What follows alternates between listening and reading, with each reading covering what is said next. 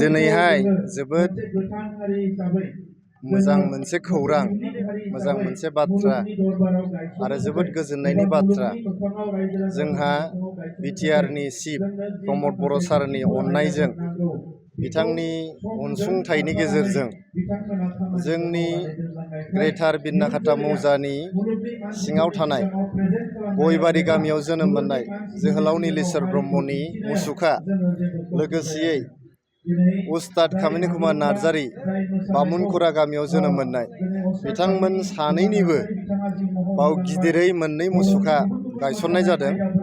बे मुसुखाखौ गायसननानै बेखौ लुफुंनानै फोजोबनानै दिनैहाय बेखेवनाय जाबाय। जोंनि बिटिआरनि चिफ प्रमद बर' सारनि आखाइजोंनो बेखेवनो मोनदों आरो बे बेखेवनाय दिना दिनै बर' बिजों सानखालिनो जे बेखेवनो मोनदों बियो आरो बांसिन गोजोननायनि बाथ्रा।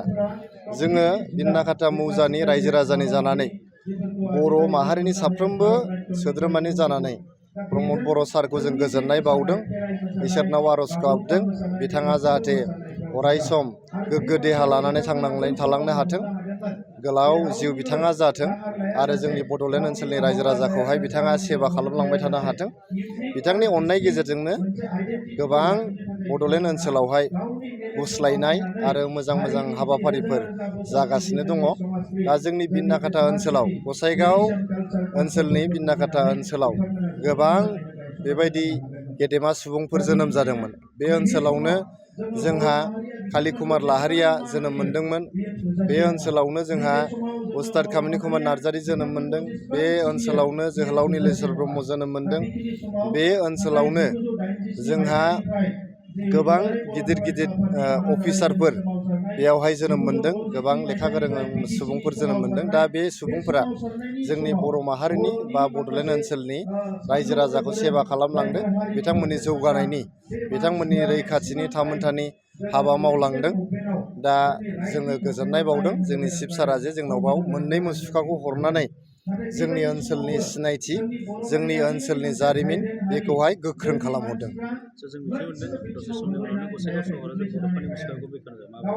जोंनि गसाइगाव साब डिभिजनाव जोबोद दुखुनि बाथ्रा जे थांनाय गोलाव सम 1990 मायथाइनि 1 मे खालि बड'फा उपेन्द्रनाथ ब्रह्मआ रुंसारि जालांदों।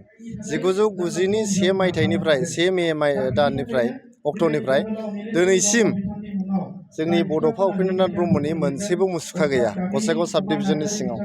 दिनै गिबि खेबनि थाखाय गसाइगाव टाउननि गेजेराव जोंनि चिफ सार प्रमद बर' सारनि दैदेननायाव बिथांनि अनसुंथाइजों बड'फा उपेन्द्रनाथ ब्रह्मनि जे मोनसे मुसुखा लुफुंनाय जाबाय आरो बेखौ दिनै बेखेवनो लाबाय बर' बिजों सानखालि।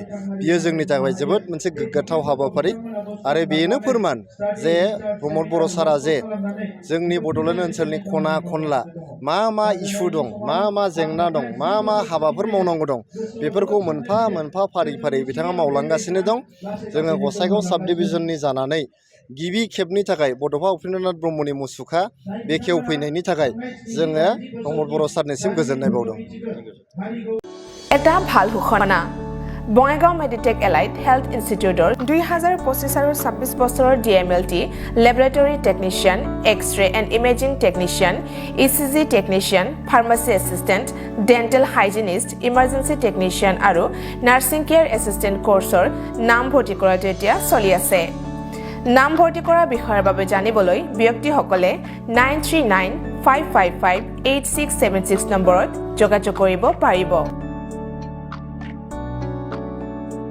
मोनसे गोजोनथाव फोसावथाय बङाइगाव मेडिटेक एलाइट हेल्थ इन्स्टिट्यूटआव इंराजि बोसोर 2025-26 मायथाइनि थाखाय DMLT laboratory technician, X-ray and imaging technician, ECG technician, pharmacy assistant, dental hygienist, emergency technician आरो नार्सिं केयार एसिस्टेंट कोर्सनि मुं थिसननाया सोलिगासिनो दङ।